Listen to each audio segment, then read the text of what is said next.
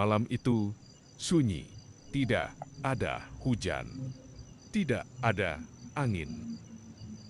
Solah ikut menghitung sisa penyesalan di sebuah rumah kecil yang lampunya temaram. Seorang pria duduk sendiri di ruang tamu.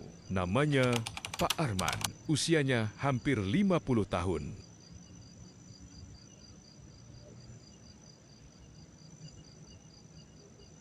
Dulu, Pak Arman bukan ayah yang buruk menurut dirinya sendiri. Ia bekerja keras, pulang malam, sering lelah, sering marah. Baginya, memberi uang sudah cukup. Mendengar cerita anak itu bisa, nanti memeluk itu tidak penting. Anaknya, Raffi, tumbuh tanpa banyak bicara, lebih sering diam, lebih sering mengurung diri. Pak Arman mengira itu hal biasa. Anak laki-laki, katanya, harus kuat.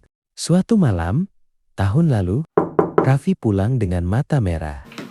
Nilainya jelek. Ia dimarahi guru. Ia hanya ingin bercerita. Tapi Pak Arman sedang lelah. Dengan suara keras ia berkata, "Kamu ini bikin malu saja. Sudah, jangan banyak alasan." Raffi tidak membantah. Ia masuk kamar. Dan malam itu, ia belajar bahwa diam lebih aman daripada bicara. Waktu berjalan cepat. Raffi tumbuh dewasa. Jarang di rumah, jarang bicara. Dan suatu hari, Raffi pergi. Bukan pergi merantau, bukan pergi bekerja. Ia pergi untuk selamanya.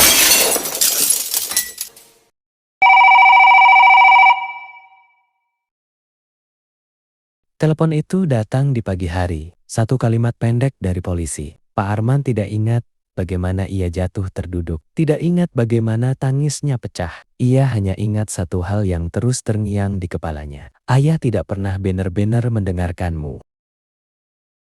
Malam ini, bertahun setelah itu, Pak Arman duduk sendirian. Rumah itu sunyi, terlalu sunyi. Ia membuka ponsel lama, membuka pesan lama dari Raffi.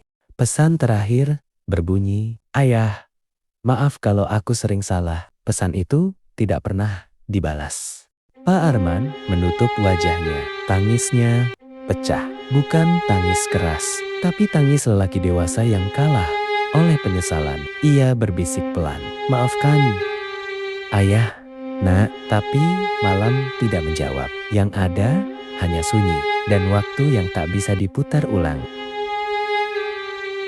Malam itu, Pak Arman mengambil wudhu. Untuk pertama kalinya, setelah lama sekali ia sholat. Bukan karena tenang, tapi karena hancur. Dalam sujudnya, ia berkata, "Ya Allah, kalau aku tidak bisa memperbaiki masa lalu, tolong ampuni aku."